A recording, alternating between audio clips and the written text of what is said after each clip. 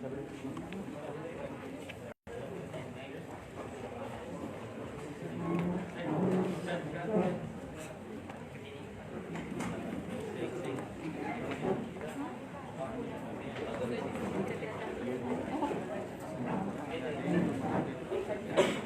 bisa?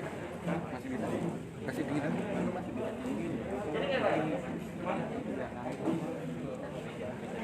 Ya dulu kita.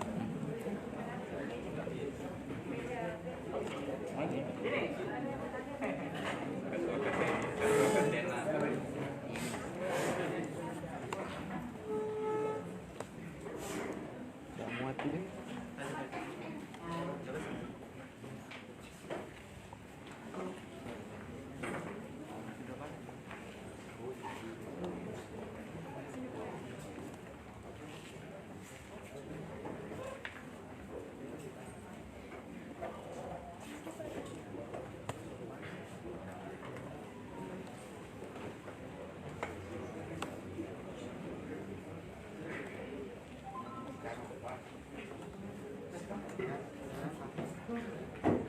Tidak ambil lah.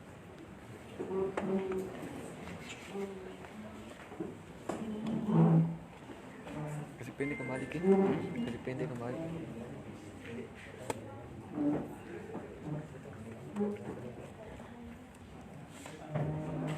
Berusaha sebelah.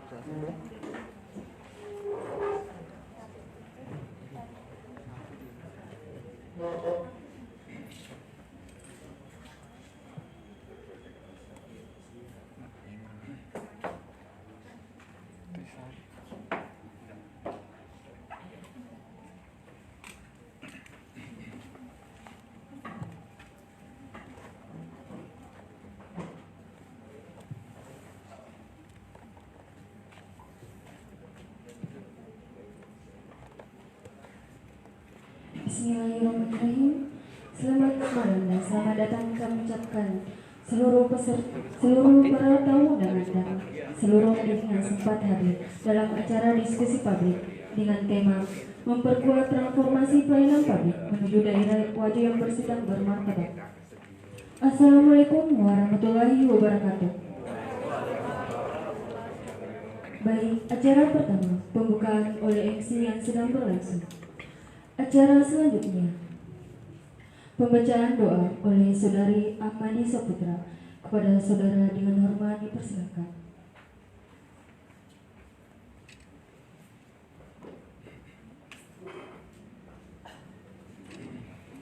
Bismillahirrahmanirrahim. Assalamualaikum warahmatullahi wabarakatuh. Marilah kita bersama-sama menundukkan kepala sejenak, berdoa kepada Allah Subhanahu wa Ta'ala agar kiranya kegiatan kita ini, kegiatan diskusi publik, bisa berjalan sesuai apa yang kita semua harapkan dan bisa bernilai ibadah di sisi Allah Subhanahu wa Ta'ala. Amin ya rabbal alamin. A'udzubillahi minasyaitonirrajim. Bismillahirrahmanirrahim. Alhamdulillahi rabbil alamin. Hamdan na'imin, hamdan syakirin, hamdan yuafi ni'mahu wa yukafi masidah. Allahumma salli ala sayyidina Muhammad wa ala ali sayyidina Muhammad. Allahumma nawir qulubana kama nawirtal arda binuri samsika abadan abadan. Rabbi ghafirli waliman dakhala baiti ya mu'mina walil mu'minina wal mu'minat wa la taziz zalimin illa tabarak. Allahumma rabbi ghafir lana wa liwalidayna warhamhuma kama rabbayana saghira. Rabbana hab lana min aswajina wa surriyatina qurrata a'yun waj'alna lil muttaqina imama.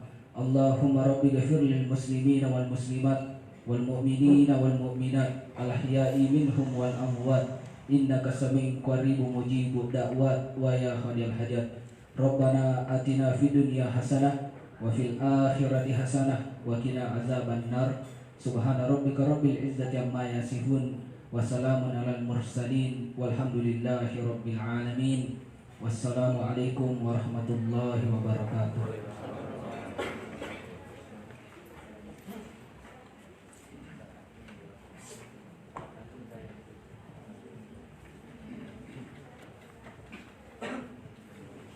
acara selanjutnya yaitu acara yang kita tunggu-tunggu, yaitu diskusi publik. Untuk mengisi waktu, saya serahkan kepada moderator untuk memulai acara diskusi.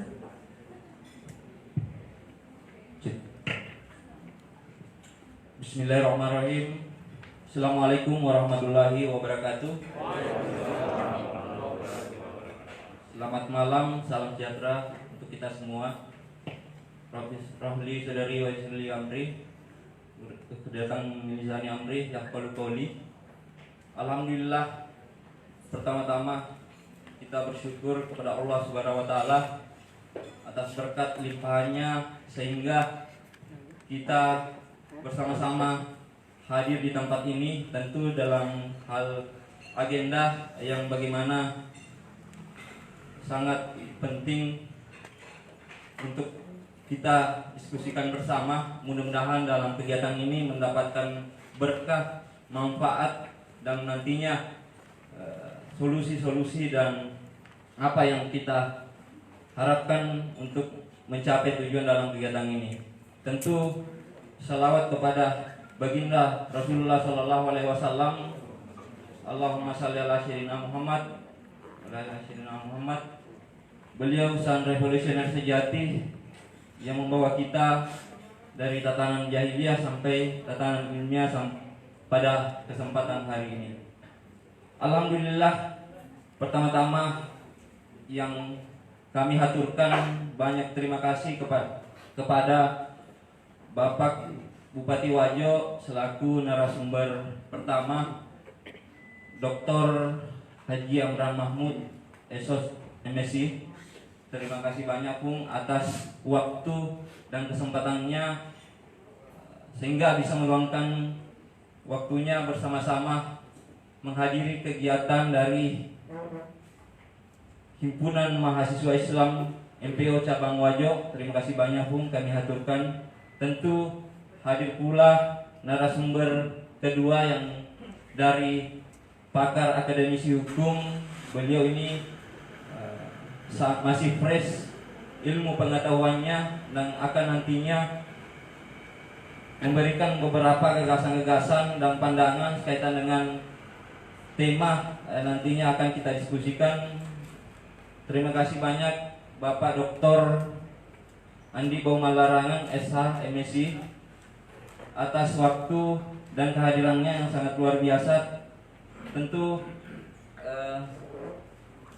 di samping kiri dari narasumber kedua hadir dua penanggap masih muda juga. Yang pertama Kakanda Uki Sukirman SPI, perwakilan dari Wasekjen Pemuda dan Mahasiswa, pengurus besar Himpunan Mahasiswa Islam.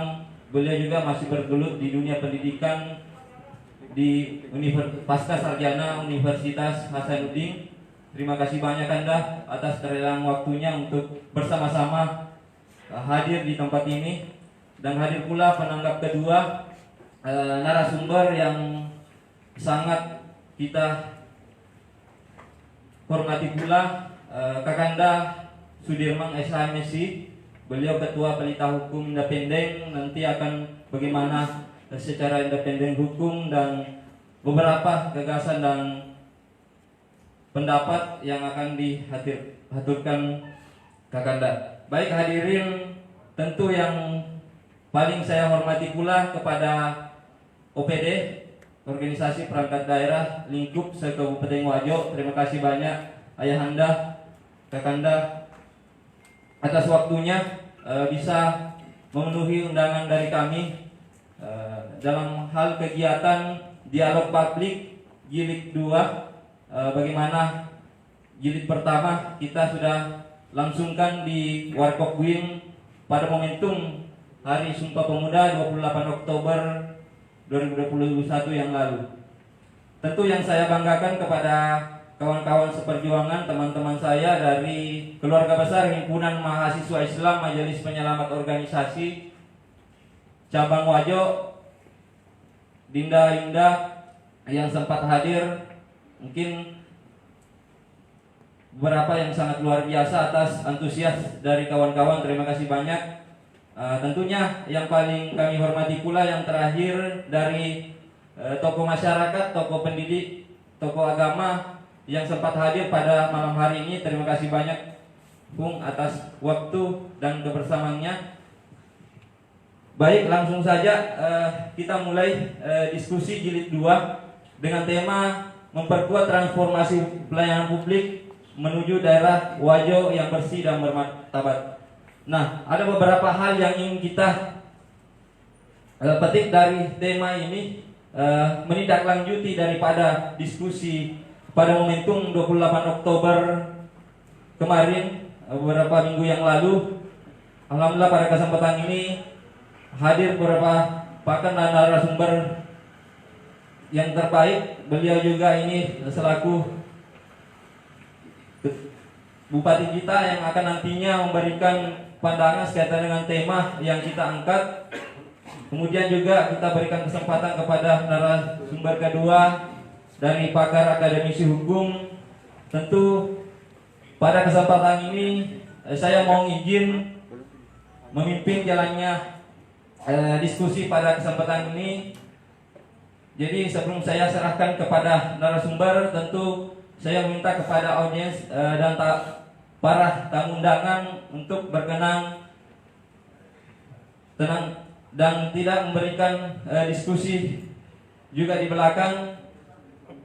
Jadi untuk pertama, dengan keterbatasan waktu, karena sekarang sudah menunjukkan pukul 20.35, maka dari itu untuk pertama saya persilahkan kepada Ayahanda dan Bapak Bupati Wajo Dr.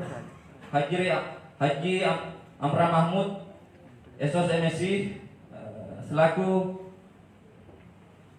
penentu kebijakan tertinggi di daerah Kabupaten Wajo, dan diteruskan oleh narasumber kedua yaitu Bapak dari pakar akademisi hukum. Dengan izin dan hormat saya berikan waktu 15 menit untuk memaparkan sekaitan dengan tema yang kita angkat pada kesempatan ini, yaitu memperkuat transformasi pelayanan publik di daerah Wajo yang bersih dan bermartabat. Dengan izin dan hormat, waktu dan tempat saya persilahkan.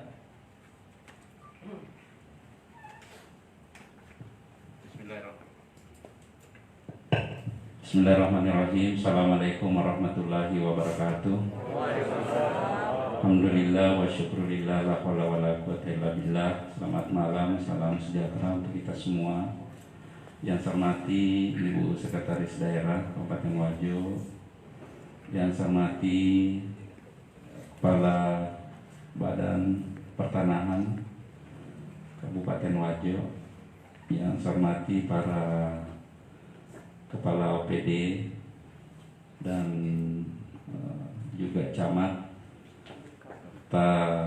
yang mewakili atau beberapa pejabat-pejabat dari dinas yang terundang, dan tentunya teristimewa kepada narasumber Bapak Dr. Malarangan SH, dan juga penanggap Saudara Sudirman SHMSI, dan juga penanggap kedua Pak Sudirman juga ya. Sukirman dari MPO HMI MPO, dan tentunya kepada adik-adik semua dari HMI MPO dan para tamu undangan yang ada beberapa tokoh-tokoh yang hadir, Ketua KPA, Kelompok Tani Nelayan Indonesia, dan beberapa perwakilan organisasi. Pertama-tama kita bersyukur bisa bersilaturahim yang awalnya saya mendapat informasi Bapak ingin menyampaikan beberapa aspirasi. Setelah itu terkomunikasi untuk kita bentuk dalam bentuk dialog dalam bentuk dialog yang kita laksanakan pada malam ini. Cuma memang sayang, saya juga baru tahu tadi judulnya. Mungkin kurang terkomunikasi sehingga saya tidak menyiapkan bahan secara ini ya. Namun intinya bahwa apa yang kami laksanakan ya terkait dengan penguatan transformasi pelayanan publik yang diharapkan tadi, ingin saya gambarkan bahwa sesuai dengan visi dan misi yang kami gambarkan dalam bentuk visi pemerintah amanah menuju wajib maju dan sejahtera atau disingkat dengan PAMAS. Setelah kami coba merumuskan visi, ketemu juga dengan singkatan PAMAS, itu pemerintah amanah menuju wajib maju dan sejahtera. Jadi bagaimana menghadirkan pemerintahan amanah tentunya untuk mewujudkan misi-misi kita dan dalam bentuk program 25 program kerja nyata yang tentunya yang mendasar di situ adalah hal-hal pelayanan publik, di mana di dalam 25 program kerja nyata kami prioritaskan beberapa poin-poin yang kami anggap hal sangat mendasar, yaitu dalam hal pelayanan kesehatan, dalam hal pelayanan pendidikan, dalam hal pelayanan kependudukan dan catatan sipil. Kemudian yang banyak dinamikanya itu adalah persoalan agraria, ya. Jadi di Wajo itu persoalan agrarianya yang selalu banyak sampai di di ranah hukum, ya.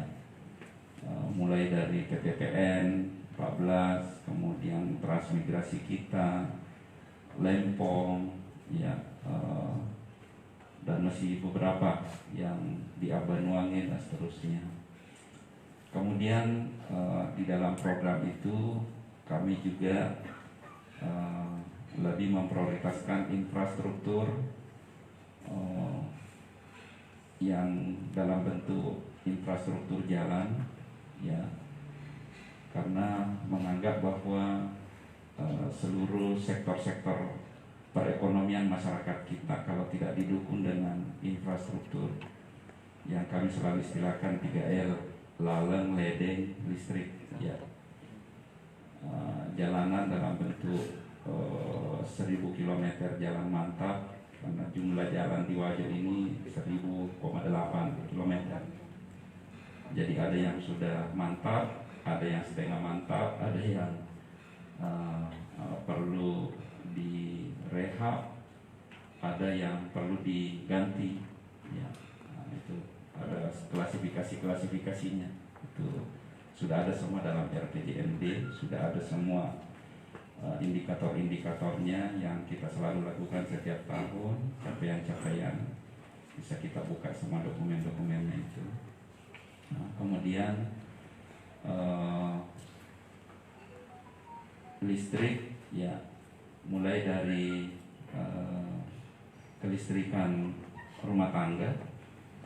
Bayangkan kalau Wajo ini penghasil listriknya berkontribusi dari gas alam kita 315 MW, hampir 25%, 24, sekian persen sumbangsi listrik kita ke PLN itu untuk menghidupi listrik 2 provinsi, Sulawesi Selatan dan Sulawesi Barat. Terus masih ada kurang lebih 6.000 warga kita yang tidak ada listriknya. Kan ironis, ya. Artinya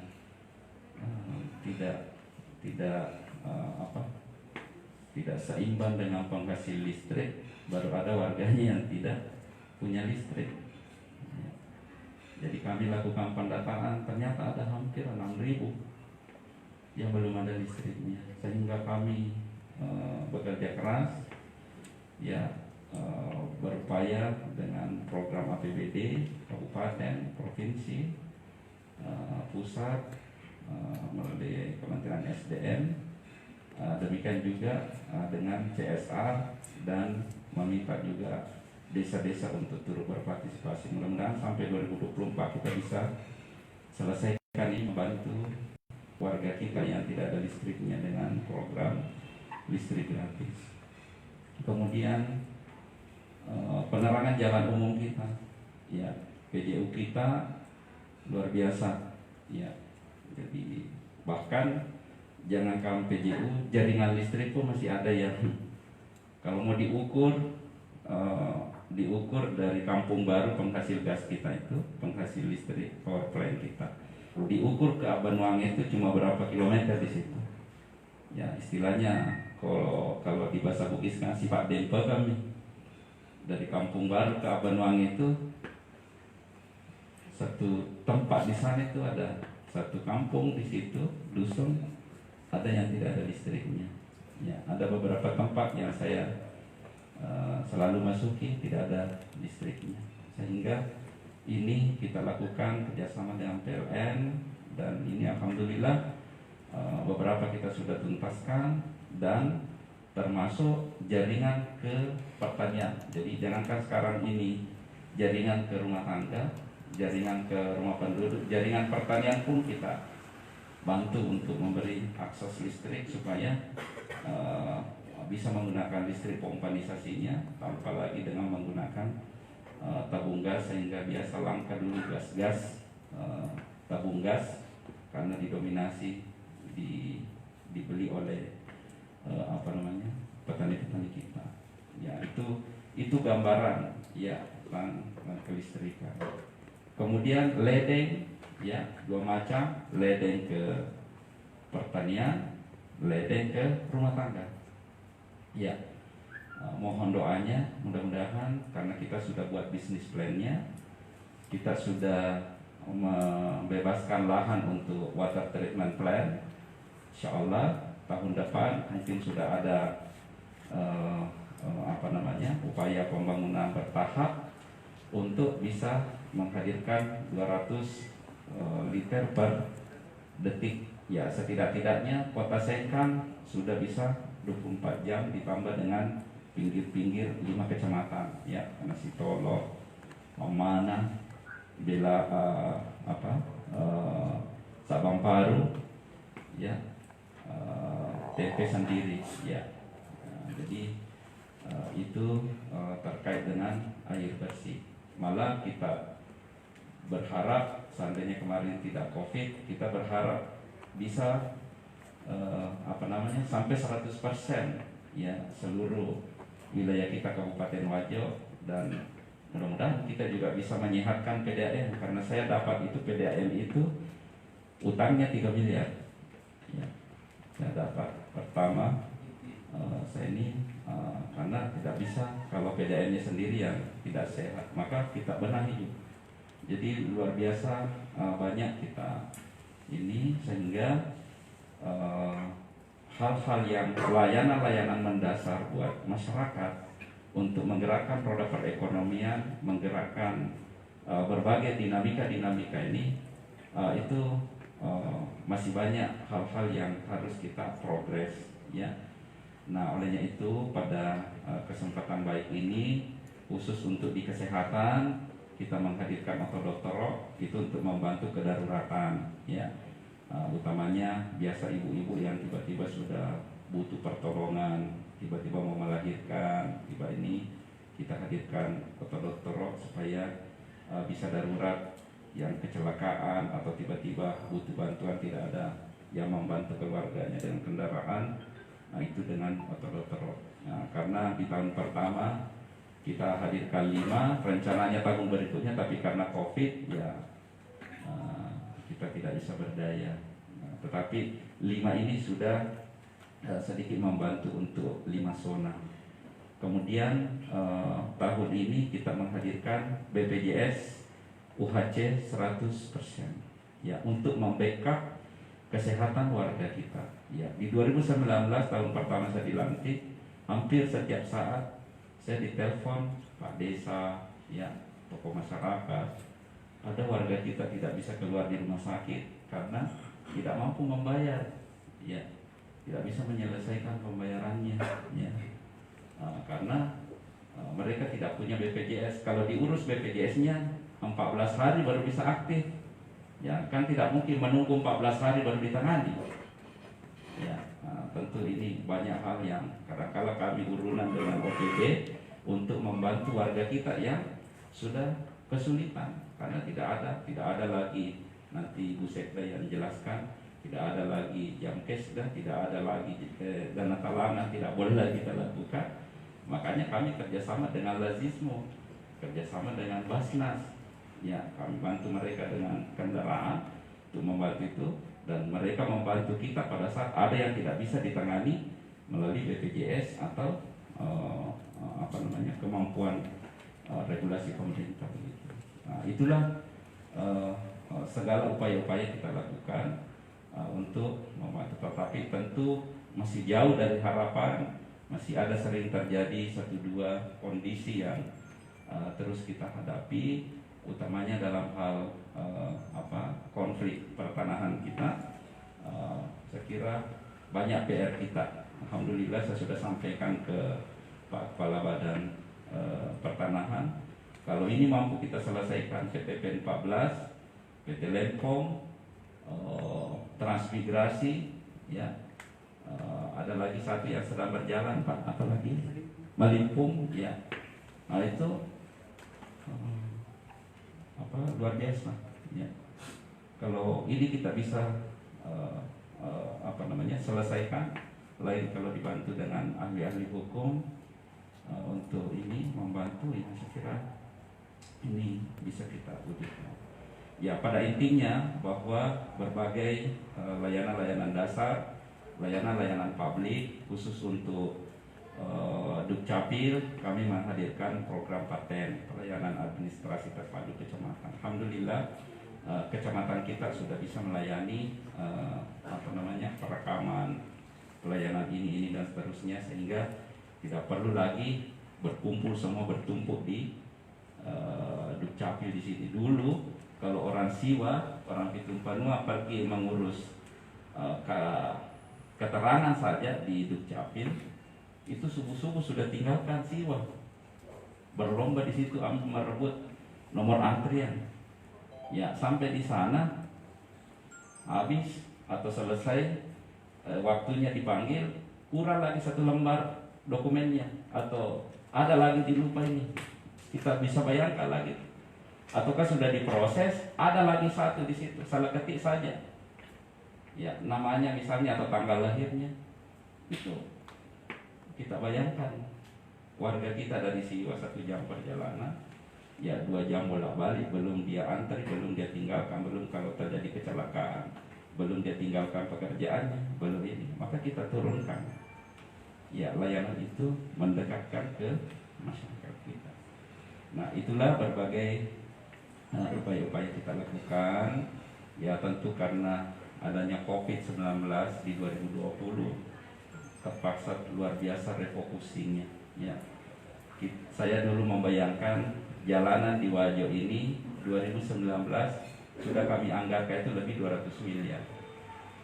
Artinya sudah kita bangun jalan lebih 200 miliar. Bisa dibuka dokumen tahun-tahun sebelumnya, ya, bandingkan. Saya bayangkan di 2020 sudah diketok palu di 2019 akhir itu 240 miliar jalanan saja. Ya. Tapi apa yang terjadi? Ya, hanya kurang lebih 100 miliar saja. Belum lagi yang lain-lain tergeser. Jadi kurang lebih 200 miliar 2020.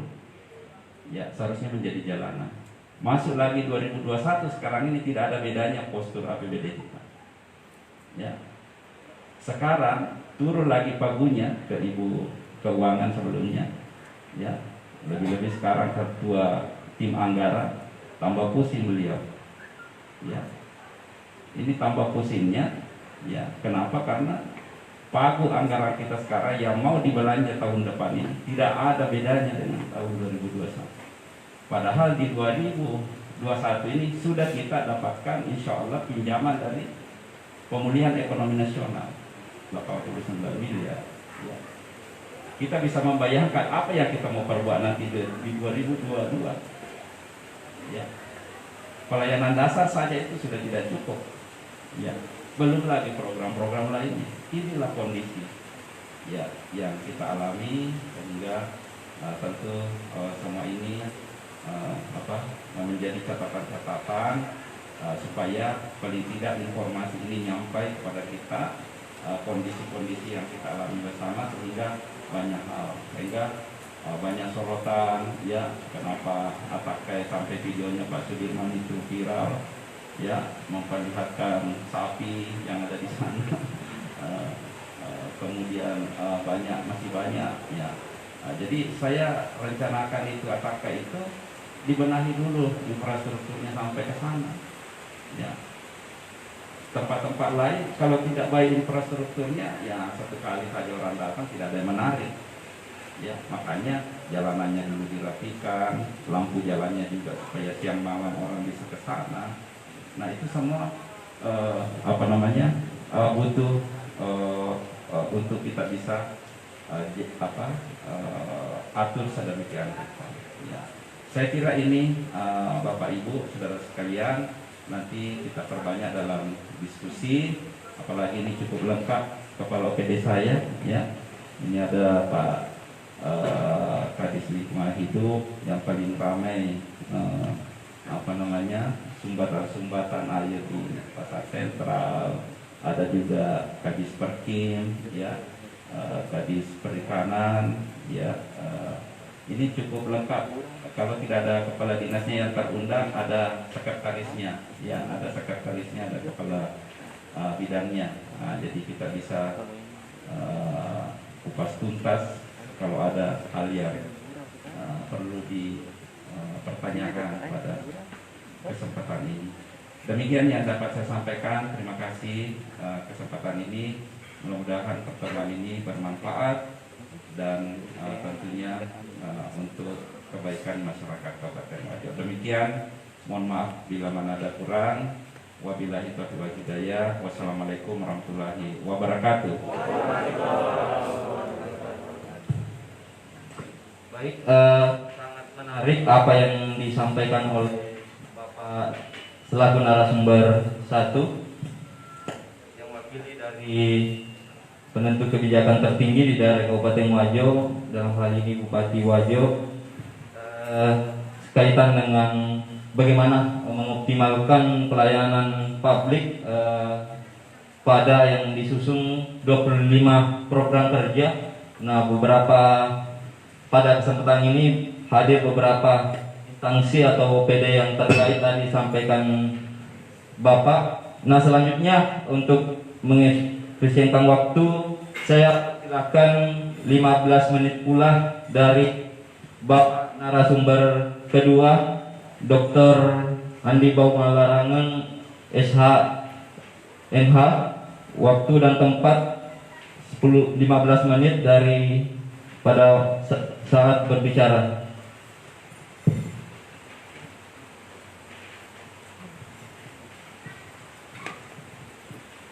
Bismillahirrahmanirrahim.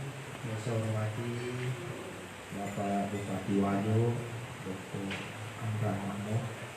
Yang saya hormati dan saya ucapkan selamat kepada Ibu Sekda. Yang luar biasa, pertama kalinya Kabupaten Wajo punya Sekda yang cantik.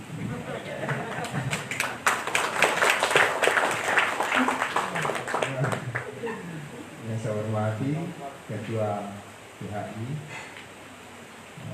yang saya hormati dari kali ini, tentu yang kita tidak sangat banggakan para OPD, Direktur PDI, dan seluruh camat dan seluruh audiens dan adik-adik dari HMI.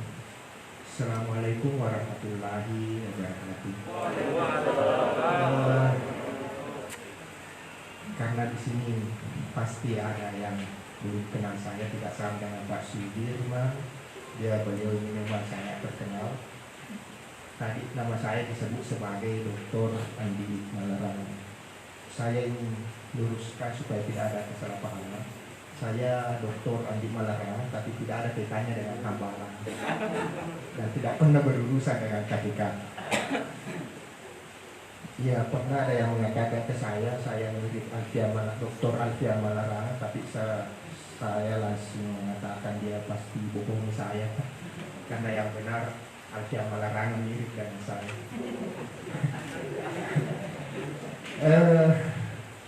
Tadi disebut saya pakar. Saya belum pakar, saya masih pakir.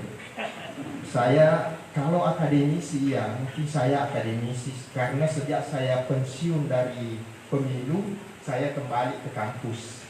Dulu orang kenalnya saya adalah petugas pemilu, tapi setelah pensiun dari pemilu saya kembali ke kampus dan menyelesaikan studi.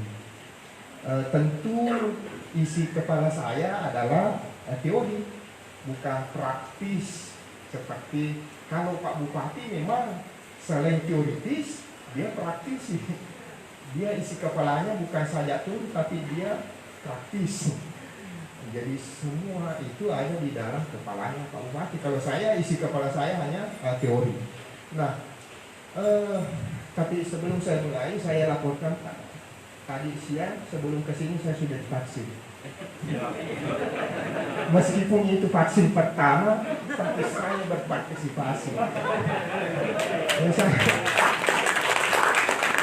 Saya sebelum kesini saya tadi tanya, apa boleh saya sebelum vaksin dulu, vaksin baru bisa masuk. Jadi saya untuk vaksin tadi.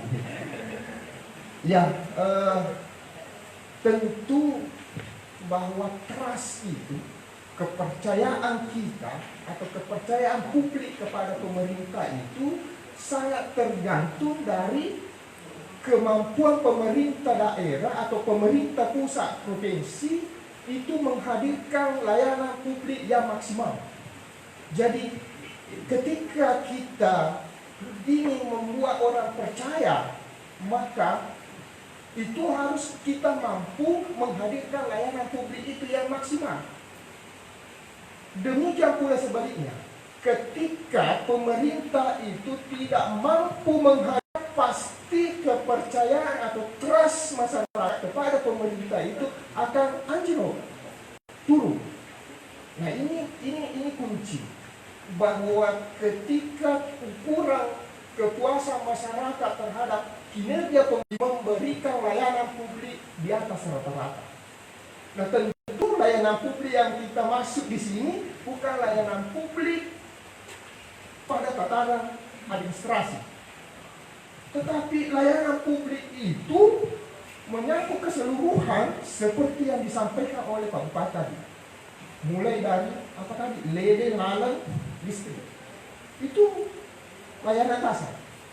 Nah, ketika itu bisa dihadirkan secara maksimal kepada masyarakat, maka tentu masyarakat apa yang dilakukan, apa kebijakan-kebijakan yang dilakukan oleh pemerintah, maka tidak ada lagi yang kasak-kusuk. Karena kita sudah percaya kepada pemerintah itu, bahwa apa yang dilakukan itu adalah semata-mata untuk meningkatkan kesejahteraan. Karena kan begini, layanan publik itu adalah ujungnya adalah kesejahteraan. Nah, kalau sebuah layanan publik itu tidak menciptakan kesejahteraan, kepuasan, maka itu bukan layanan publik maksimal. Ya, itu. Nah, karena kan begini, tujuan kita membentuk pemerintahan itu adalah supaya ada yang mengurus urusan privat kita. Itu tujuan kita membentuk pemerintahan. Kalau pemerintahan yang kita bentuk itu tidak mampu mengurus urusan privat kita dengan baik, maka tentu pertanyaannya, untuk apa kita membentuk pemerintahan itu? Ketika masyarakat menginginkan layanan kesehatan yang maksimal, maka pemerintah harus hadir memberikan layanan kesehatan yang maksimal. Ya. Layanan maksimal kesehatan bukan urusan administrasi, kita bolak-balik urus administrasi. Ketika masyarakat menginginkan pendidikan, maka pemerintah harus hadir memberikan layanan pendidikan yang berkualitas. Nah, itu penting supaya ini masyarakat tenang. Ketika kita menginginkan iklim usaha, maka pemerintah hadir memangkas birokrasi-birokrasi yang memperpanjang perizinan. Kalau itu dilakukan semua, maka tentu layanan publik ini dirasa akan maksimal. Nah, tentu semua yang hadir di ruangan ini, ada OPD, ada mahasiswa, ada camat, pasti sudah paham dengan isi Undang-Undang 25/2009. Layanan standar, prinsip layanan publik itu. Ada di situ prinsip layanan publik harus ada kepastian hukum. Kepastian hukum di sini bukan hanya dalam bentuk undang-undang, tetapi kepastian hukum dalam memberikan layanan itu harus dituangkan dalam bentuk standar operasional. Berapa lama kalau kita urus KTP? Itu sudah ada. Berapa lama kalau kita urus perizinan? Itu masih bentuk dalam administrasi. Ketika kita menginginkan sesuatu kenyamanan, tempat olahraga itu ada standarnya, ada ukurannya, ada kepastian hukumnya bahwa jangka waktunya seperti ini. Itu harus ada supaya, saya kira saya pernah masuk di rumah sakit, itu sudah ada standar bahwa sekian waktu dibutuhkan untuk tindakan medis, sekian waktu untuk penyelesaian, ada di sana. Itu berarti kepastian hukum pelayanan publik itu sudah hadir di situ. Nah, yang kedua, ada keterbukaan. Ini prinsip pelayanan publik, ada keterbukaan informasi. Karena kan begini, biasa orang itu, masyarakat itu datang di sana karena tidak paham, tidak tahu standar pelayanan itu, berapa waktu dibutuhkan untuk pelayanan, maka dia merasa, loh kok terlalu lama. Padahal ini sudah ada standar. Ini harus ada informasi, keterbukaan informasi kepada semua, supaya ini layanan publik ini bisa maksimal. Ada akuntabilitas. Setiap pelayanan publik itu harus bisa kita pertanggungjawabkan. Ada hal-hal yang memang harus kita sampaikan bahwa ini pelayanannya seperti ini. Ya, harus dilakukan. Nah, semua itu sudah ada di OPD di kecamatan, sudah ada SOP seperti itu. Nah, kenapa masih ada? Sekarang pertanyaannya, kalau standar pelayanan itu ada kepastian hukum, jangka waktu standar prosedur itu sudah ada, kenapa masih ada kejadian-kejadian yang mungkin memang seperti yang disampaikan Pak Bupati, mungkin memang belum kita sempurna, tetapi memang ada kejadian-kejadian yang mengganggu kenyamanan berpikir kita.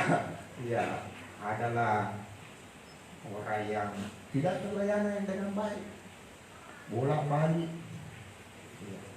Kenapa seperti itu? Mungkin karena standar mutu pelayanan itu tidak dijalankan. Quality control. Ya, apakah standar ini sudah dilakukan penelitian atau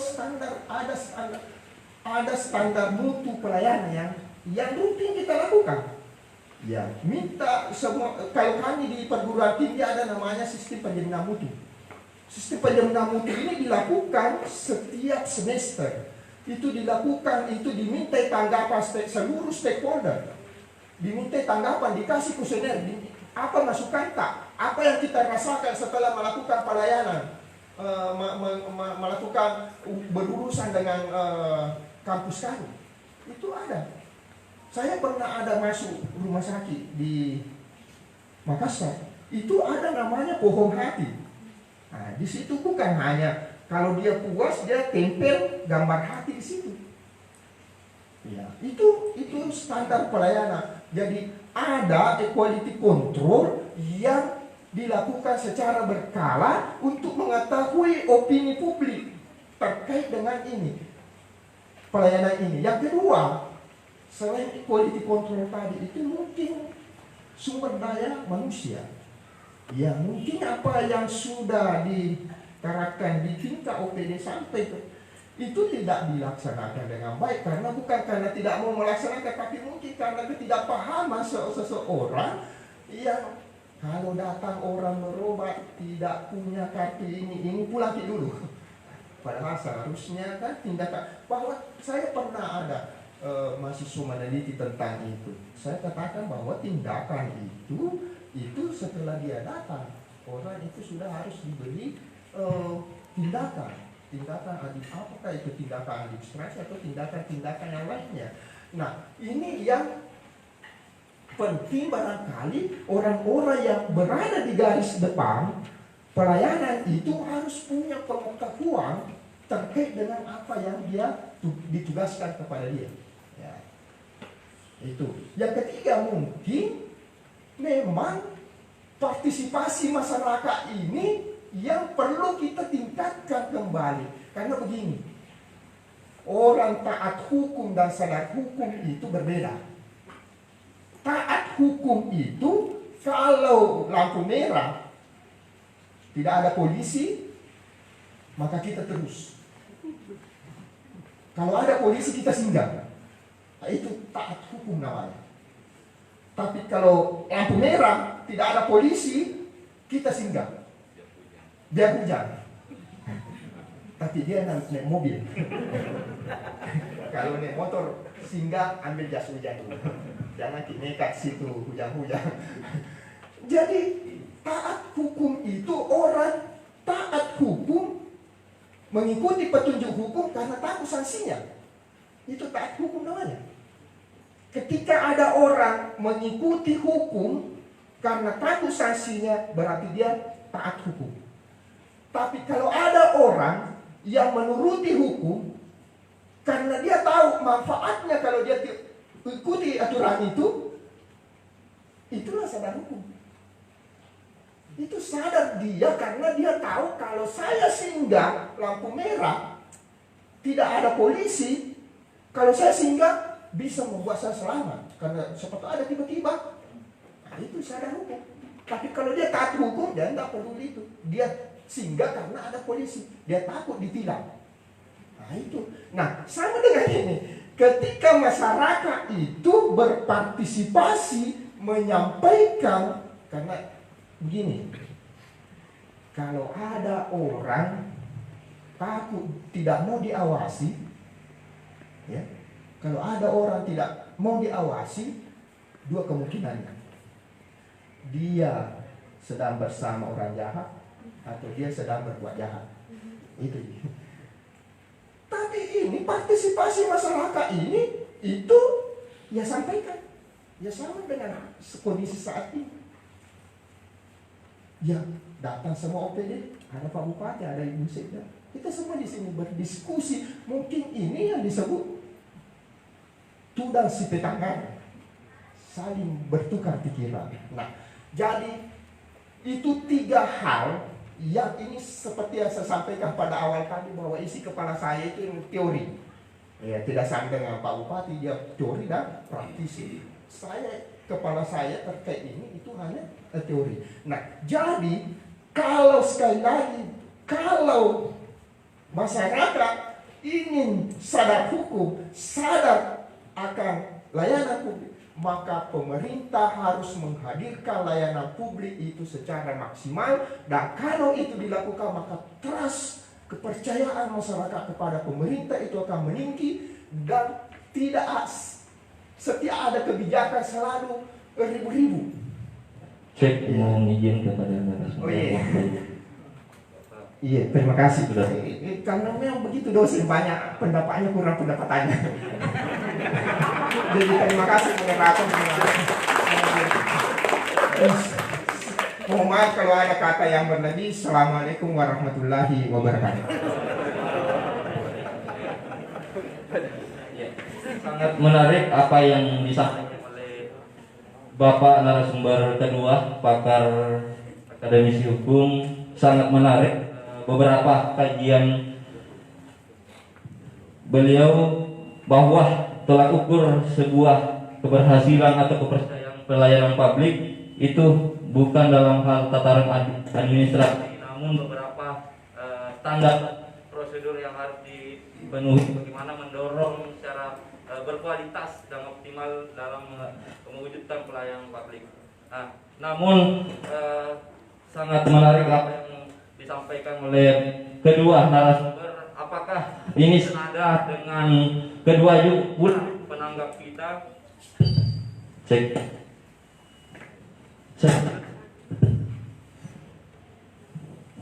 Kita lanjut.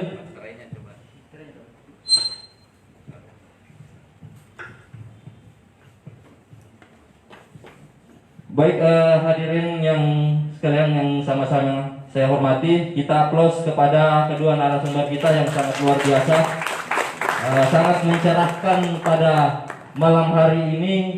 Bagaimana kajian-kajian dan pandangan kedua narasumber sekaitan dengan memperkuat transformasi pelayanan publik di wilayah Kabupaten Wajo dengan bersih dan bermartabat. Namun ada beberapa hal yang mungkin tidak senada atau berbeda pandangan dengan penanggap kita, hadir kita. Makanya pada kesempatan ini kita hadirkan dua penanggap yang masih muda dan punya intelektual dan wawasan-wawasan yang masih fresh. Maka dari itu 15 menit pula saya berikan kepada penanggap pertama yang mewakili Sekjen PB HMI Pemuda dan Mahasiswa untuk memberikan pandangannya sekaitan dengan tema yang kita angkat pada malam hari ini. Kemudian yang dilanjut nanti pada penanggap kedua, Kakanda Sudirman SH.MH yang akan memberikan dan mencerahkan pula bagaimana sekaitan dengan tema yang kita anggap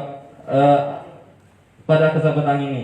Jadi untuk pertama saya berikan waktu 15 menit kepada penanggap pertama Sukirman SPI selaku Sekjen Pemuda dan Mahasiswa. 15 menit waktu setelah berbicara. Waktu dan tempat saya persilakan.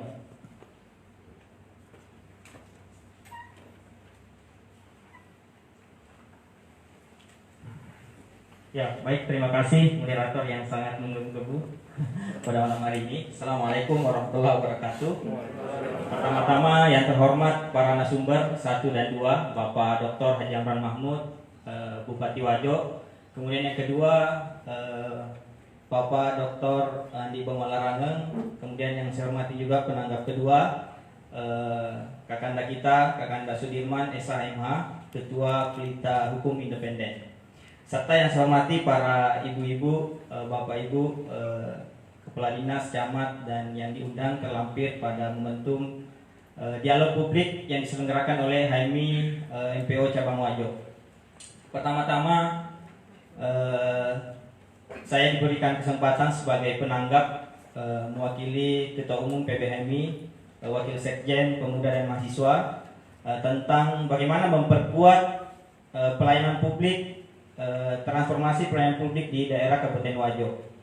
Jadi tadi ketika saya memulai sebagai penanggap pada malam hari ini, saya ingin bercerita sedikit bahwa saya adalah putra daerah Kabupaten Wajo. Saya sementara kuliah di Universitas Hasanuddin pasca sarjana. Saya sangat senang hadir pada momentum ini karena ada beberapa narasumber yang kemudian potensial di bidangnya masing-masing. Saya sangat senang belajar. Kalau misalkan ada hal-hal yang pandangan saya keliru, mungkin nanti diberikan masukan. Tapi ketika bicara tentang pemuda dan mahasiswa, mengenai erat hubungannya dengan pelayanan publik. Karena kenapa? Ya, saya bicara dulu tentang pelayanan publik di Kabupaten Wajo.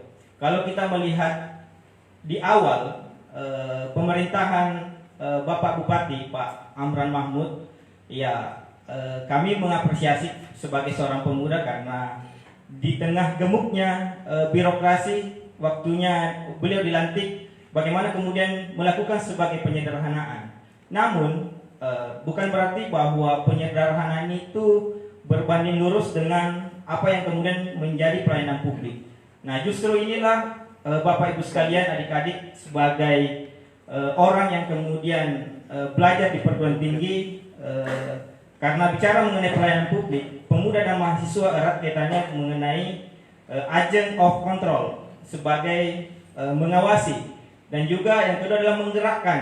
Jadi menggerakkan pada malam hari ini melakukan sebuah diskusi publik. Jadi kemarin teman-teman pengurus HMI Cabang Wajo melakukan diskusi publik momentum 28 Oktober Sumpah Pemuda. Tetapi pada momentum itu terlalu banyak masalah yang hadir di Kabupaten Wajo. Mungkin belum sampai di telinga Bapak Bupati sebagai penanggung jawab penuh, sehingga kalau kita bicara mengenai agent of control berarti bukan hanya sekedar mengawasi, tetapi melakukan sebuah pendekatan intelektual dan kebaruan untuk menyampaikan kepada pemerintah bahwa ada sebuah hal yang bermasalah dan kemudian harus didiskusikan, bagaimana kemudian mendapatkan sebuah solusi yang didiskusikan. Nah, teman-teman sekalian, Bapak Ibu yang saya hormati, bahwa tidak banyak saya ingin sampaikan pada momentum malam hari ini sebagai penanggap. Nanti kita dialog interaktif saja, apalagi ada kakanda saya Pak Sudirman SHMH yang betul-betul konsisten bagaimana bicara tentang pelayanan publik. Menarik juga disampaikan oleh Bapak Dr. Andi Bongolarange bahwa bicara tentang pelayanan publik bukan hanya sekedar administrasi. Jadi sekarang ini teman-teman sekalian pemuda dan mahasiswa, bahwa sekarang pejabat-pejabat negara ketika pemuda dan mahasiswa unjuk rasa kadang-kadang direspon dengan hal-hal yang tidak. Padahal Bapak Ibu sekalian, teman-teman pemuda dan mahasiswa ketika unjuk rasa itu bukan hanya sekedar hadir di situ berbicara, tetapi melalui proses kajian, karena mereka itu adalah kelompok-kelompok intelektual yang kemudian belajar di perguruan tinggi. Jadi bukan hanya sekedar mereka unjuk rasa kemudian disuruh-suruh, tetapi melakukan sebuah kajian. Jadi Bapak Ibu sebagai pejabat negara jangan juga terlalu percaya diri bahwa tidak ada ruang masalah yang kemudian muncul. Nah, justru disinilah kemudian menjadi tanggung jawab kita semua. Bahwa menjadi tanggung jawab kita semua adalah hadirnya pakar hukum, pakar akademisi yang kemudian independen juga, pemuda dan mahasiswa. Karena Bapak Ibu sekalian yang saya hormati dan saya banggakan, berbicara tentang pelayanan publik, ada dua hal yang disampaikan. Yang pertama sering saya sampaikan ketika kunjungan di daerah, bahwa bicara mengenai pelayanan publik, ada dua kelompok masyarakat yang sangat besar dilayani. Yang pertama adalah masyarakat yang berpendidikan. Masyarakat berpendidikan ini ketika diberikan sebagai urusan di pelayanan publik itu mampu mengurusi dirinya. Tetapi ketika bicara mengenai masyarakat yang kurang rendah, mohon maaf, disitulah hadirnya pelayanan publik, bahwa tidak ada yang mesti dikecualikan. Sehingga yang tadi disampaikan oleh Pak narasumber kedua, bahwa bicara mengenai pelayanan publik, erat kaitannya dengan kesejahteraan. Tidak mungkin mencapai kesejahteraan masyarakat ketika ketidakpuasan masyarakat yang hadir. Jadi dua, satu kepuasan masyarakat yang dicapai, kedua adalah kesejahteraan. Tidak mungkin mengarah ke tingkat kesejahteraan masyarakat ketika ketidakpuasan masyarakat saja, Pak. Kita lihat di instansi-instansi, mohon maaf ya, kemarin terlalu banyak disoroti dinas kesehatan, kemudian lain sebagainya, dinas pemuda, momentum Sumpah Hari Pemuda, kami cek kegiatannya di dinas pemuda. Jadi kami dorong bagaimana kemudian melakukan diskusi publik, bagaimana kemudian menyadarkan.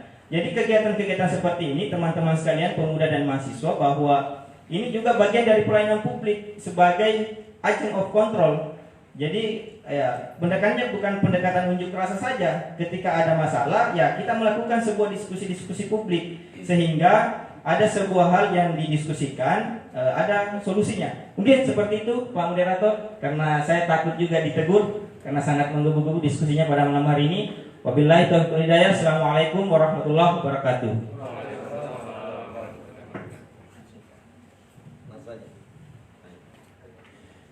Bismillahirrahmanirrahim.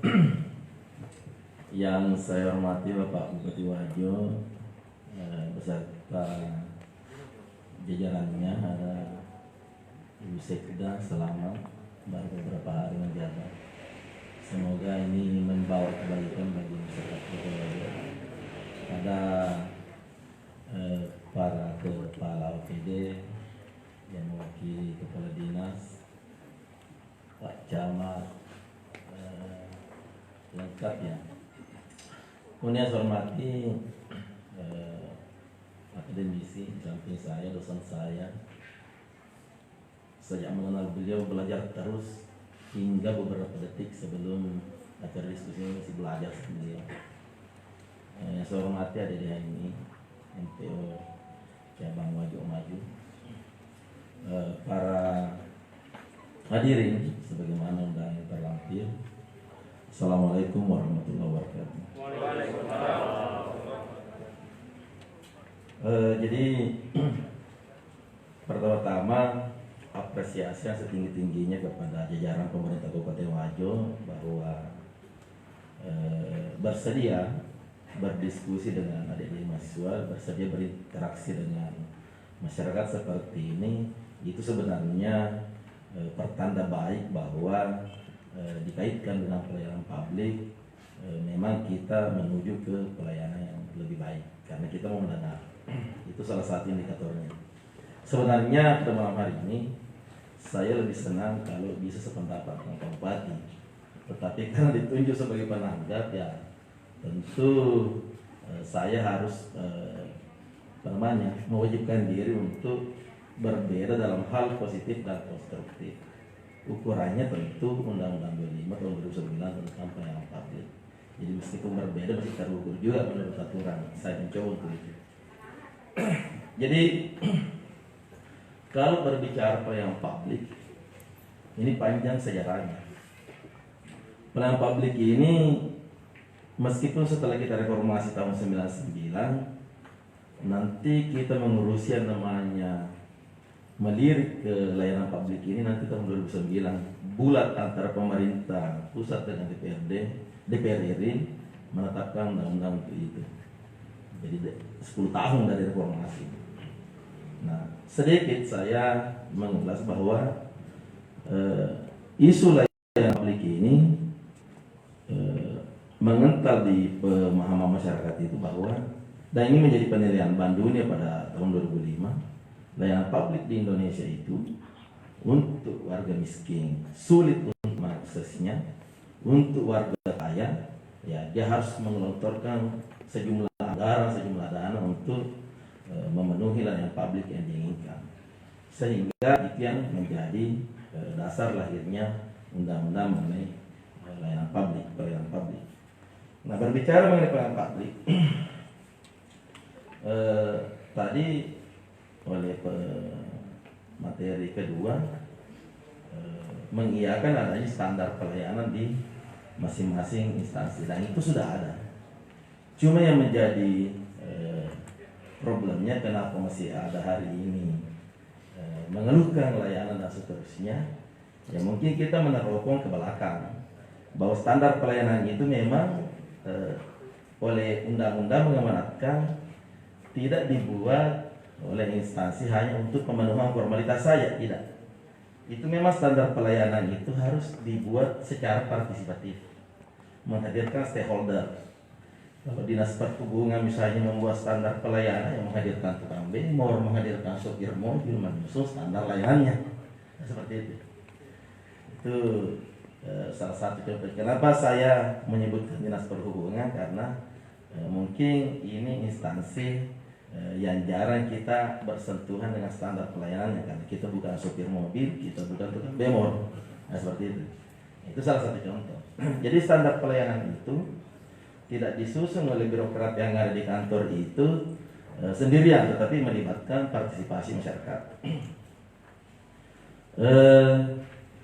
Terbaru Satgas Lalu Lintas kemarin menyusun standar pelayanannya.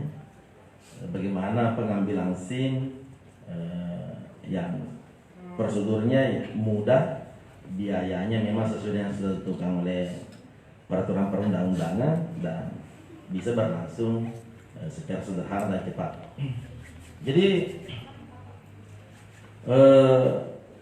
alat ukurnya setiap instansi ini, setiap OPD ini harus memiliki standar pelayanan masing-masing yang paling tidak terpajang di ruang-ruang pelayanannya. Seperti itu. Bisa diakses dengan mudah, bisa terbaca dengan mudah. Nah itu tadi rangkaiannya kalau pelayanan administrasi. Jadi pelayanan administrasi ini kunci suksesnya sebenarnya meskipun banyak instrumen di situ, tapi kunci suksesnya dua. Kalau bisa menetapkan waktu selesainya satu urusan di situ dan berapa biayanya, karena kalau yang bisa dimainkan hanya itu. Orang urus KTP berapa lama sih? Seperti dan berapa biayanya? Jadi kalau waktunya tidak jelas dan biayanya tidak jelas, itu potensinya terjadi pungutan-pungutan yang di luar daripada ketentuan. Waktu dan biaya yang tidak jelas. Nah itu namanya layanan administrasi. Bagaimana dengan layanan barang? Bagaimana dengan layanan jasa?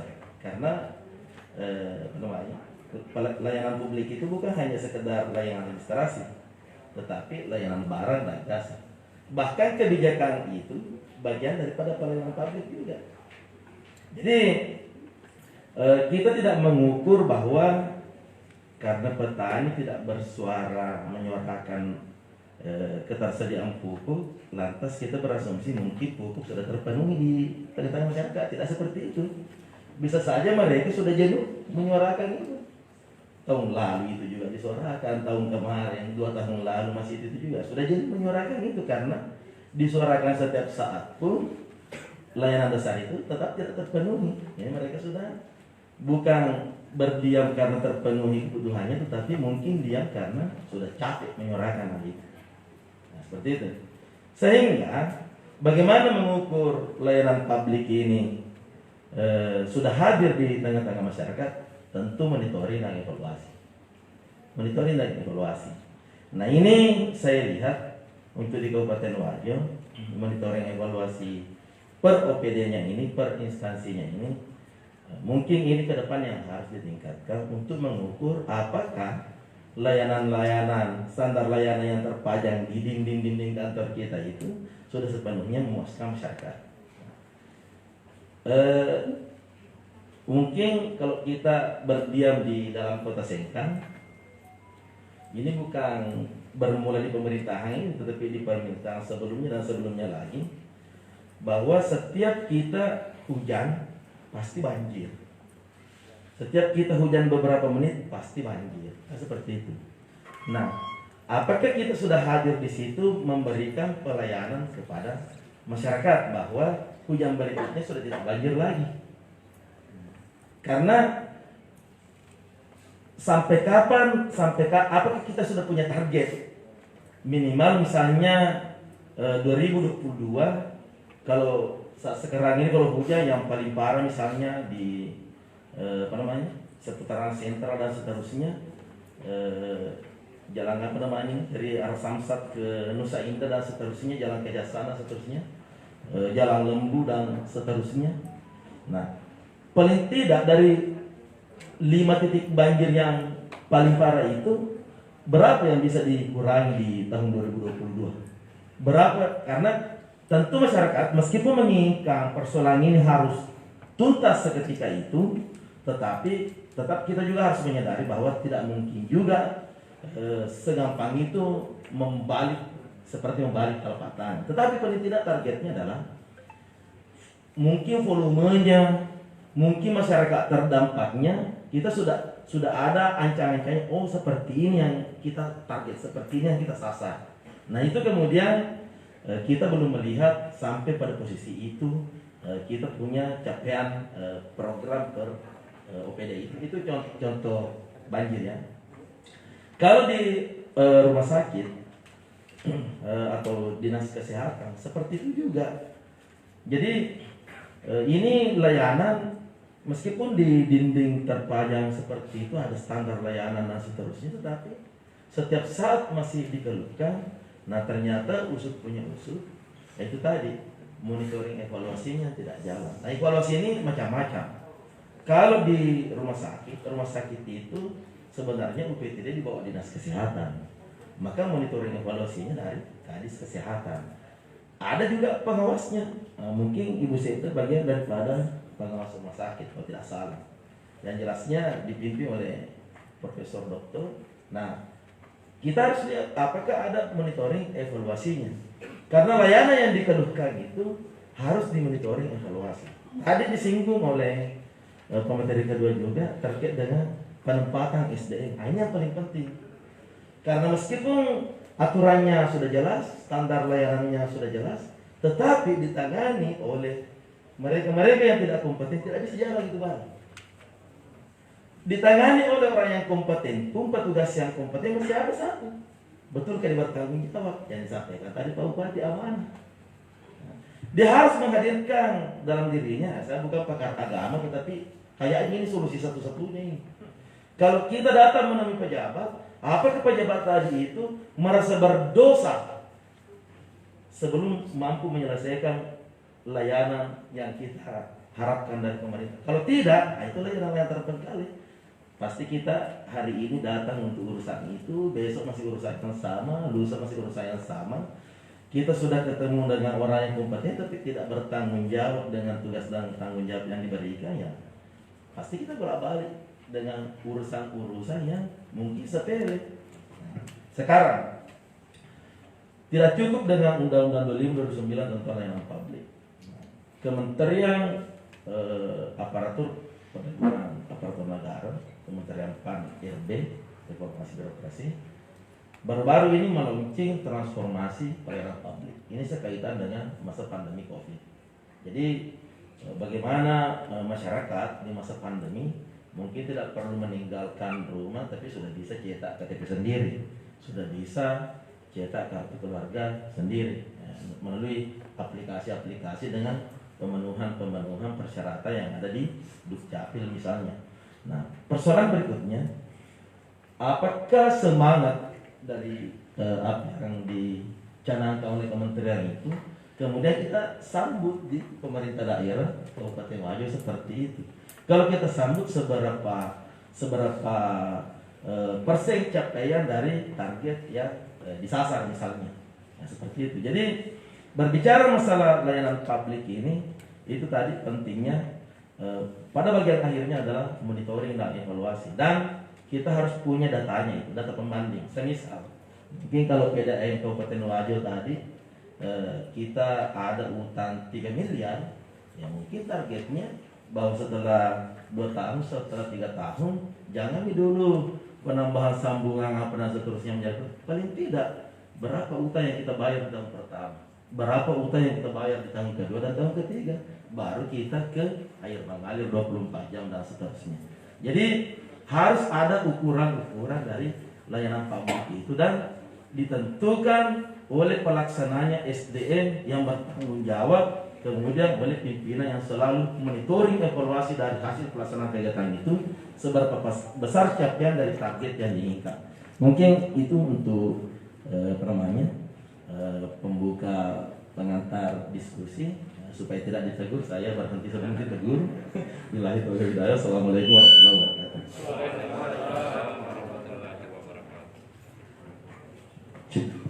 Baik, sangat menarik apa yang telah disampaikan oleh dua penanggap yang masih muda.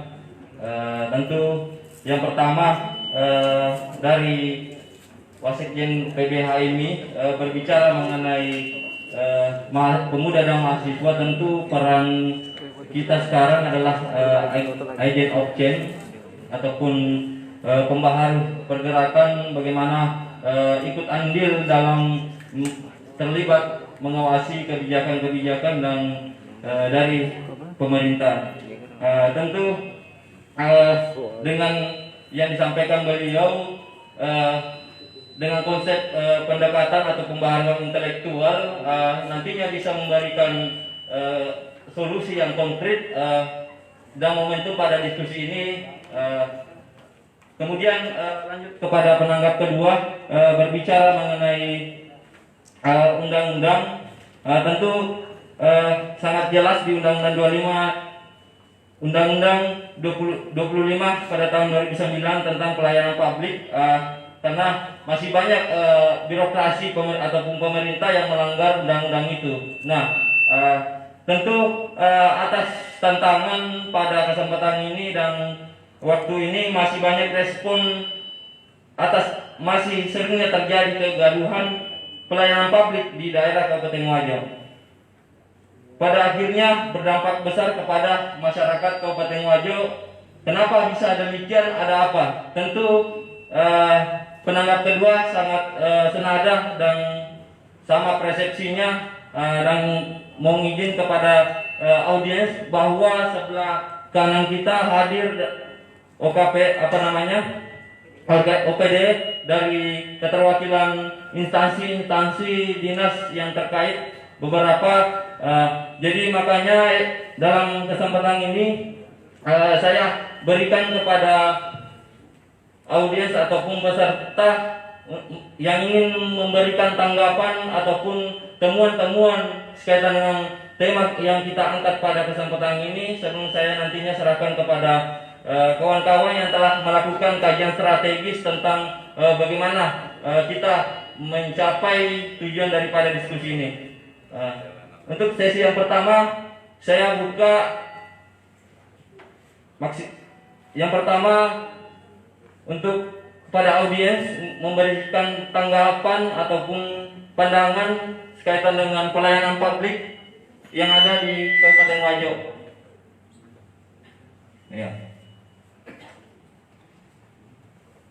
Ya, silakan Adinda. Ya, baik, untuk sesi pertama saya serahkan kepada salah satu perwakilan kader Himpunan Mahasiswa Islam MPO Cabang Wajo. Waktu dan tempat saya persilakan.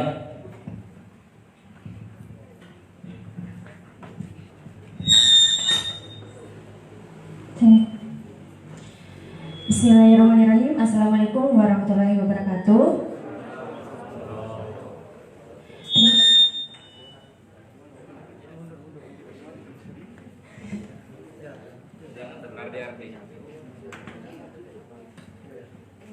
Baiklah, pertanyaan saya di sini mengenai pelayanan kesehatan pada Kabupaten Wajo itu sendiri. Yaitu, menurut pengamatan saya, Pak, masih banyak warga Wajo merasakan kurangnya pelayanan terhadap pelayanan kesehatan itu sendiri. Kemudian hal itu disebabkan oleh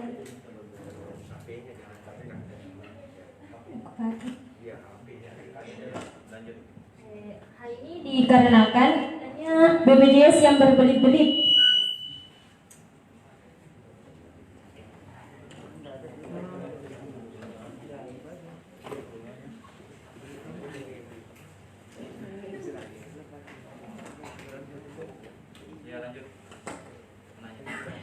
BPJS yang berbelit membuat masyarakat itu sendiri merasakan adanya terkesan kayak seperti salah satunya ada seorang warga yang sangat membutuhkan tenaga kesehatan, akan tetapi warga itu sendiri harus mengurus BPJS, akan tetapi BPJS tersebut harus berbelit-belit. Kemudian banyak juga BPJS itu berguna untuk membantu masyarakat yang kurang mampu. Tetapi yang saya ketahui BPJS memiliki kualitas pelayanan yang rendah, karena yang saya lihat pelayanan kesehatan lebih mementingkan yang kekayaan lebih seperti itu. Ke BPJS yang dan sedangkan BPJS akan diskriminasi. Terima kasih.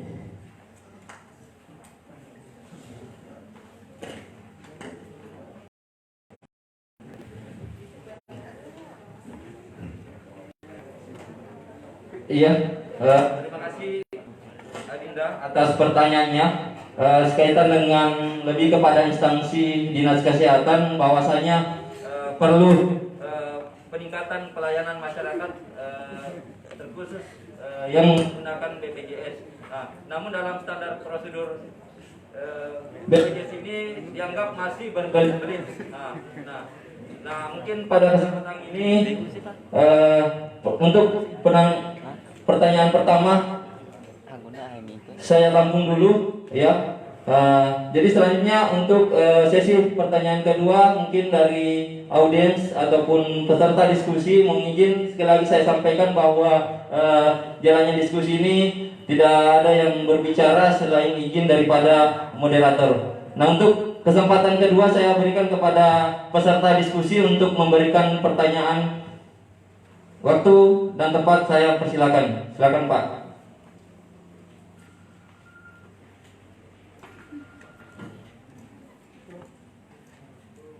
Ya, dari keterwakilan tokoh masyarakat, pendidik. Ya. Kawan-kawan mahasiswa masih ada yang ditambahkan atau memberikan tanggapan, pertanyaan dalam bentuk gagasan dan solusi? Ya, silakan Adinda Ahmadi, waktu dan tempat saya persilakan.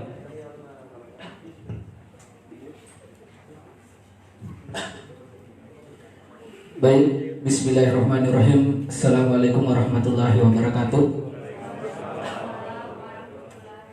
Terima kasih atas kesempatan yang telah diberikan kepada saya. Sebelumnya perkenalkan, nama saya Ahmadi, pengurus dari Himpunan Mahasiswa Islam MPO Cabang Wajok Maju. Jadi di sini yang ingin saya tanggapi mengenai masalah yang di pemerintah desa yang tadi sedikit disinggung oleh ayahanda narasumber kedua, bahwasanya ada yang namanya pelayanan politik. Seperti misalnya di pemerintah desa, ketika ada masyarakat yang ingin mengurus sesuatu, baik misalnya kartu keluarga, KTP dan lain sebagainya, seolah-olah mereka dipersulit administrasinya. Tetapi misalnya ketika orang-orang dekatnya Pak Desa dan lain sebagainya, seolah-olah mereka dipermudah. Jadi di sini saya ingin menanggapi bagaimana di sini pemerintah bisa menetralkan, jangan ada yang namanya orang dalam dan lain sebagainya. Intinya di sini kita harus netral sebagai pemerintah yang amanah. Mungkin itu saja dari saya. Lebih dan kurangnya mohon disempurnakan. Wabillahi taufiq wassa'adah. Assalamualaikum warahmatullahi wabarakatuh.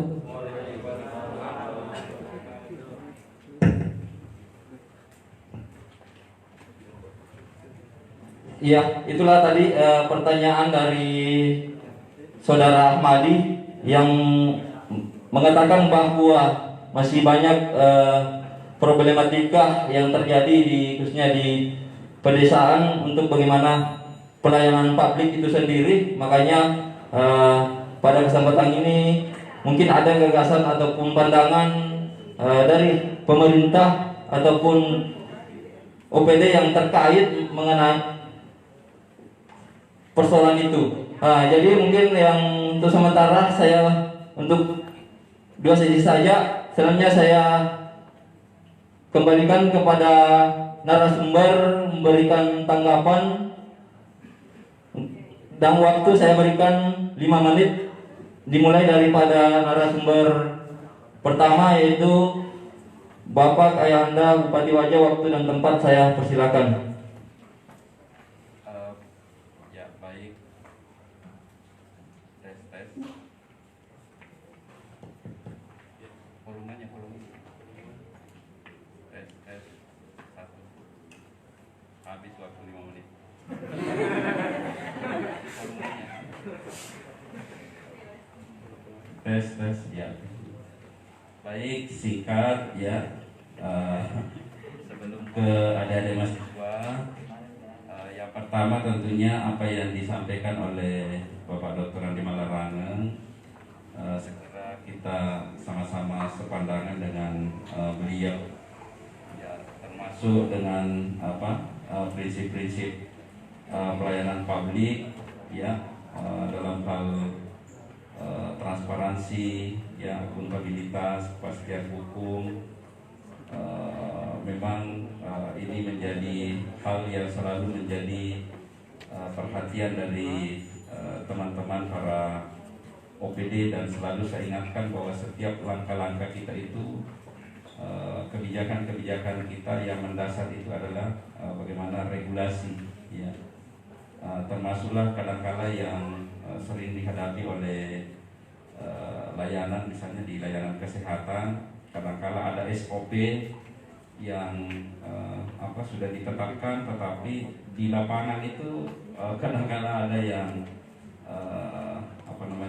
sulit mereka lakukan. Walaupun kami sudah menegaskan bahwa yang utama itu adalah pelayanan medis dulu, di belakang pelayanan administrasi, karena itu yang paling utama itu adalah menolong tindakan darurat yang harus dilakukan.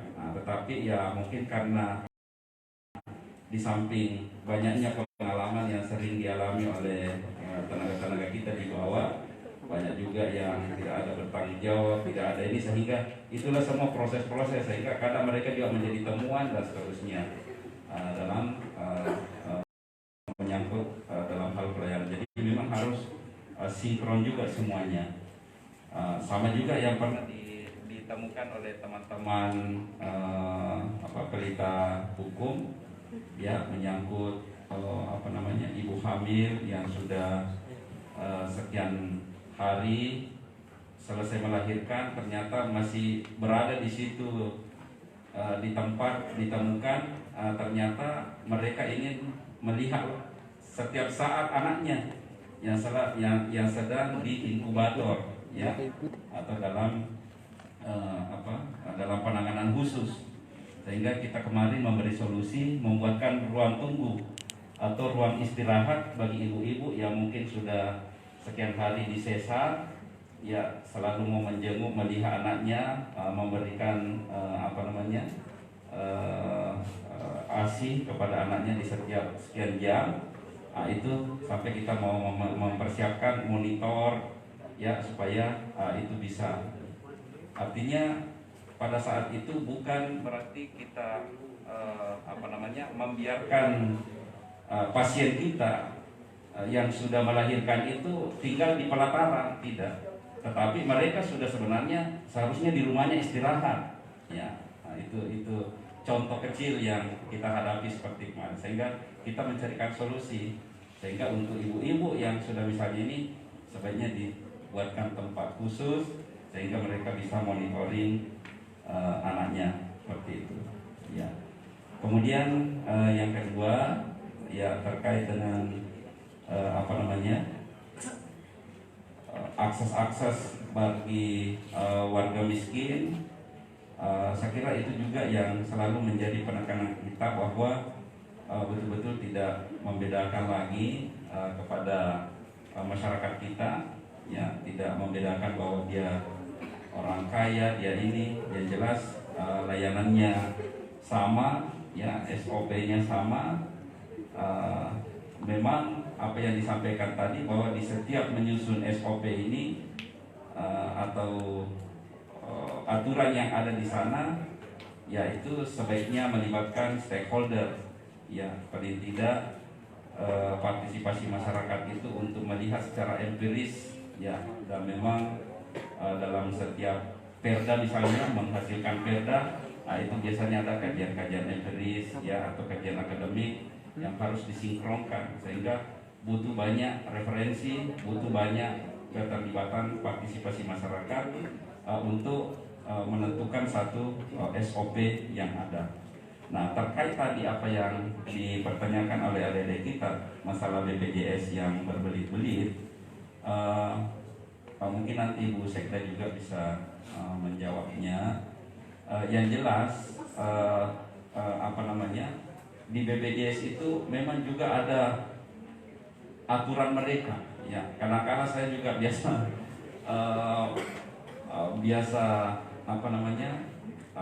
sudah tidak terkontrol juga, saya katakan sudah kita siapkan anggaran sekian, sudah ini, tetapi kalau seperti itu, ya, tapi itulah SOP mereka, ya, itulah kadangkala yang harus mereka ini, sehingga kami kadangkala menyiapkan lagi relawan-relawan untuk membantu mereka, ya, membantu mengkomunikasikan masyarakat yang mencari akses dengan cepat untuk bisa mendapatkan layanan yang cepat juga, ya. Jadi kadang-kadang ada administrasi yang belum terselesaikan, ada yang belum dokumen yang belum memenuhi syarat, sehingga itu juga belum bisa berjalan. Kemudian terkait dengan Pemdes, ini juga yang kami selalu tekankan mulai dari sebelum pemilihan, ya, sampai mereka terpilih, ya, itu selalu kita sampaikan kepada layanan-layanan kita di bawah supaya betul-betul setelah terpilih, ya, setelah ini supaya memberikan layanan yang sama. Tetapi pada kenyataannya masih ada 1-2 juga yang sering kita dapatkan, dan saya setiap mendapatkan itu pasti saya respon. Begitu saya dapatkan laporan, aduan dan sebagainya, itu kami akan langsung tindak lanjuti, ya, melalui PMD, ya, kemudian yang bersangkutan untuk kita mengecek semua kronologis yang ada. Ya, itu tadi memang kami tidak pungkiri bahwa ada saja yang terjadi seperti itu, ya, di lapangan, dan inilah kontrol yang harus kita lakukan secara bersama-sama, seperti apa yang dikatakan tadi Pak Sudi, bahwa monitoring dan evaluasi ini yang memang kadang-kala harus menjadi menjadi hal yang mutlak dilakukan, ya, sekaligus tadi kontrol dari masyarakat secara umum, ya, kontrol dari semua komponen-komponen masyarakat, LSM, wartawan, kemudian kelompok-kelompok yang lainnya, ya, saya kira itu memang sangat penting untuk menjadi perhatian kita, ya, karena waktunya cuma 5 menit, mungkin saya minta Ibu Sekda sedikit memberikan gambaran terkait dengan prosedural BPJS dan bagaimana Pemda berusaha menghadirkan UHC 100%, walaupun ini tahun depan ini kita masih khawatir jangan sampai ada kendala besar sehingga tersendat lagi dan seterusnya, ya, mungkin ada gambaran yang disampaikan oleh Ibu Sekda sebelum ke narasumber dan penanggap yang lainnya. Ya, saya persilakan Bu Sekda. Bismillahirrahmanirrahim. Assalamualaikum warahmatullahi wabarakatuh.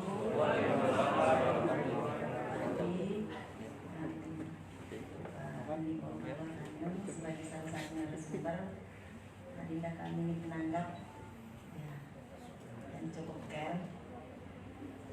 Ananda semua yang mahasiswa dari HMI yang sempat hadir di sini, tokoh masyarakat dan seluruh kepala OPD yang sempat hadir di sini. Saya singkat saja, ya, tadi dibilang cantik karena sebelumnya memang tidak ada yang cantik karena gagal semua sekdanya. Ini amanah yang berat di pundak kami karena baru 3 hari tanggal 1 kemarin dilantik, hari ini sudah duduk di sini berhadapan dengan adik-adik yang luar biasa, ya. Terkait dengan BPJS yang tadi disampaikan bahwa ada berbelit-belit dan lain sebagainya, ini mungkin keadaan yang memang pernah terjadi dulu, ya. Kalau sekarang ini kalau masih ada yang berbelit-belit setelah kita UHC itu mungkin tidak seperti itu kalau ada sia ini, karena kenapa?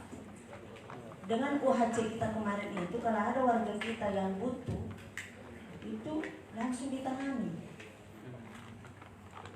dulu, kemudian BPJS langsung bisa aktif. Itu kalau kita UHC. Pemerintah daerah kemarin itu 2000 tahun ini 2021 itu telah menganggarkan luar biasa untuk memenuhi OC itu adalah 54 miliar. Bayangkan mungkin kalau 54 miliar itu untuk setahun. Kalau dulu memang berbelit memang tidak sampai, tapi kalau sekarang ini dengan OC itu saya kira dengan ini semua data sudah ini. Kalau ada yang berbelit-belit dulu itu mungkin terkait dengan tidak padan niknya. Ada yang data berobat belum KTP, itu semua sudah dipersyaratkan seperti itu. Jadi kalau ada warga kita yang seperti itu ya mungkin seperti itu. Sehingga sekarang ini oleh Dukcapil dan Dinas Sosial itu bekerja sama. Bagaimana ini semua masyarakat kita ini ber-KTP.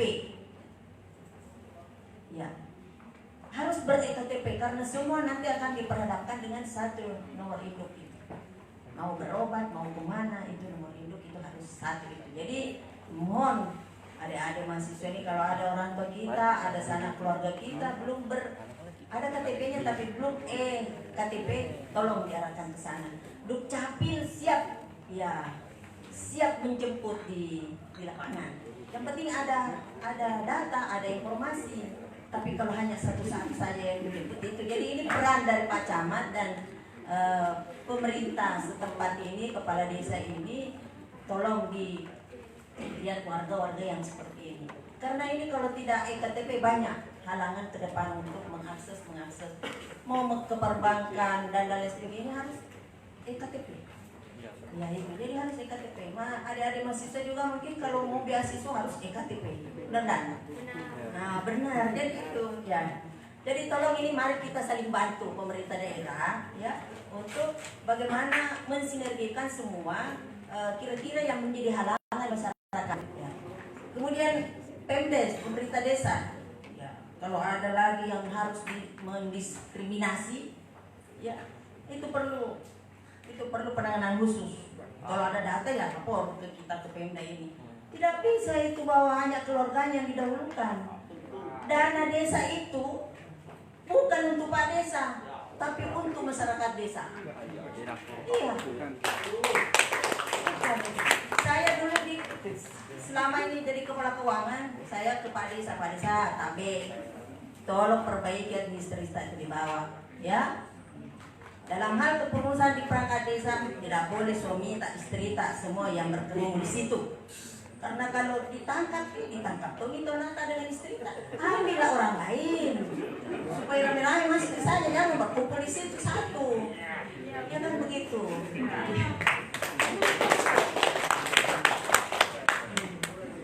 Kalau ada persoalan administrasi tanya ke saya bisa kemana untuk membimbing dan lain sebagainya. Itu jadi tolong misalnya kalau ada seperti itu ya kita bersama-sama. Masa sih ya hanya warganya saja yang dekat-dekat. Kalau yang pilih, kalau yang tidak pilih dicuekin, tidak bisa lagi begitu. Tidak zaman lagi sekarang. Saya kira itu untuk ini. Jadi kalau ada hal-hal yang mis-mis, tolonglah adik-adik ini untuk jangan berteriak-teriak di luar. Nanti kita sama-sama seperti hari ini. Iya, itulah tadi tanggapan dari narasumber pertama yang mewakili kebijakan pemerintah di Kabupaten Wajo, dalam hal ini Bapak Bupati Wajo dan ditambahkan sekretaris daerah, bahwasanya perlu dalam pelayanan publik itu saling mengontrol dan mengawasi bagaimana untuk mengoptimalkan secara pelayanan mudah dan efektif. Namun beberapa mungkin pandangan kaitan dengan pandangan dari narasumber pertama mungkin saya lemparkan kepada penanggap pertama untuk memberikan tanggapan kaitan dengan pertanyaan dari Adinda Risna Yulianas kaitan dengan bagaimana peningkatan pelayanan kesehatan masih belum optimal, dalam hal ini BPJS yang sangat berbelit-belit, ditambah dengan pertanyaan kedua dari Saudara Ahmadi bahwasanya pemerintah desa ini selalu tidak memposisikan dirinya sebagai pemerintah. Pokoknya ada pengecualian dan mungkin secara ketidakadilan yang diberikan kepada masyarakatnya tidak sepenuhnya diberikan hak yang sama. Mungkin lantas ini mungkin ada tanggapan dari penanggap pertama dari perwakilan pengurus besar HMI, Wasekjen Pemuda dan Mahasiswa, dan dilanjut oleh penanggap kedua dari Ketua Pakar Hukum Independen. Waktu yang tempat saya persilakan kepada penanggap pertama 5 menit untuk berbicara. Waktu dan tempat saya persilakan.